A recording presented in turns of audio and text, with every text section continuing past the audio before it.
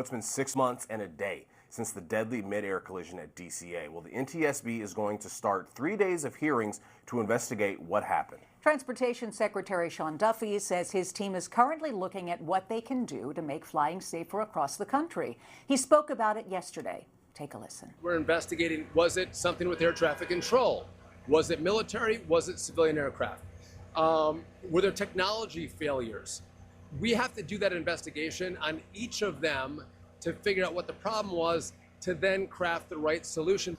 We're using AI and our teams to look across the national airspace and find other airports where we may not be seeing some of these critical issues and make sure we identify them to then make sure we can take care of them, because I do not want to have another DCA on my hands under this administration.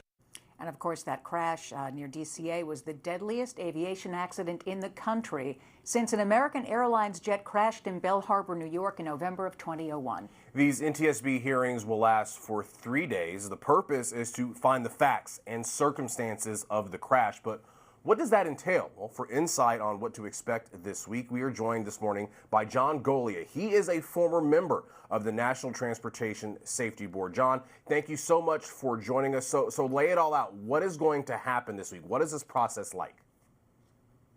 Well, basically, this hearing is a fact-finding endeavor, right? So it fills out the record, and it's also going to fill in some other blanks. NTSB is driven by facts, so sometimes they will uncover things that they want the organization that is involved to respond to those on the record. So they're going to fill out the record. They're also going to be looking at emerging technology to have people explain whether or not there are technology advances that can help mitigate this kind of event.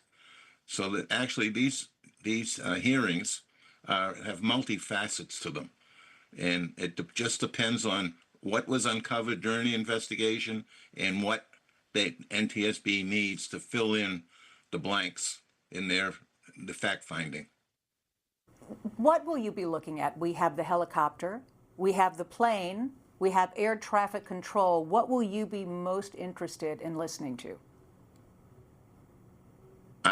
Mainly the helicopter. Why was that helicopter there? Why was there the reports of problems with equipment for the helicopter? Air traffic control. Why the management of the tower allowed one air traffic controller to cover two positions? I'm told it's not uncommon to do that, but at this time of night at Washington National, running into the 10 o'clock curfew, there's a lot of activity. So all of that has to be looked at and explored. And the NTSB will what the NTSB is made up with a lot of specialists. So they would have a good handle on the process already. So the filling in the blanks, getting all the factual data so that a good decision can be made down the road by the board as to what kind of improvements can be made in the system. We all see it today. We recognize the air traffic control system is under severe strain, and that includes the interface between the commercial activity and the military activity. So we need to really start taking a holistic view of our air traffic control system.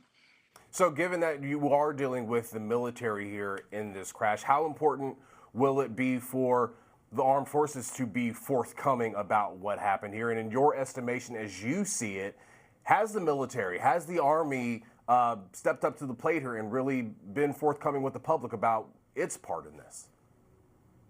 Well, what's been shared with us in the public indicates that the military has been a little reluctant to come forward and really admit to and identify and admit to the facts and circumstances around the operation of that helicopter. So that is a prime look. Of course, we don't know what they've already told the NTSB. That's kept within the walls of the building.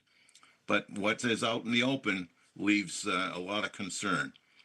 And the same thing with the FAA and the tower. There's concern about the staffing levels. We know that there's not enough staffing. We've known for a long time, and we really haven't dealt with it. You know, this administration is brand new, but the previous administrations have not really dealt with the shortage of air traffic controllers, and this is probably more than 20 years in the making.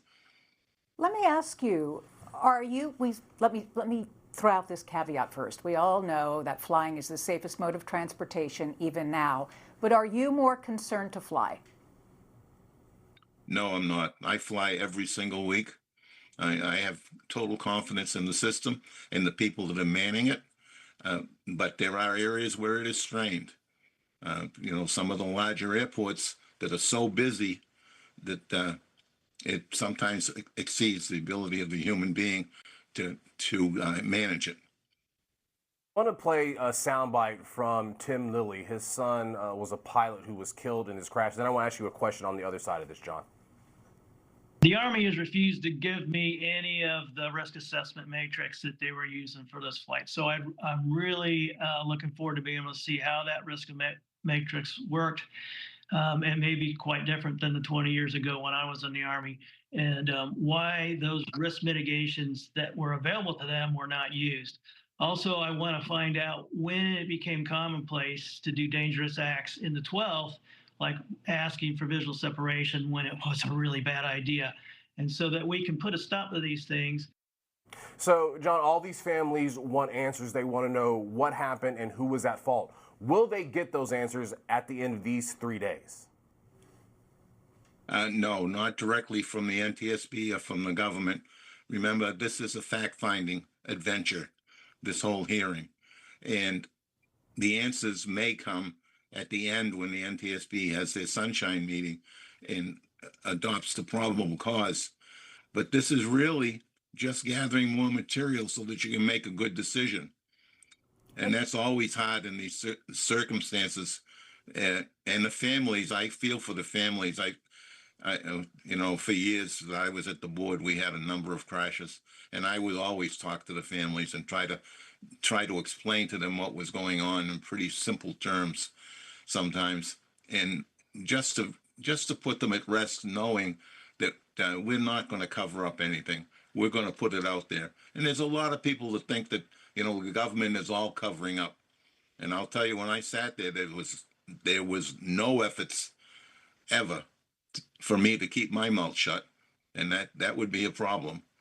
I speak the truth. I speak it the way I see it, and my fellow board members may be a little more polished than that, but they also were very straight, getting to the point.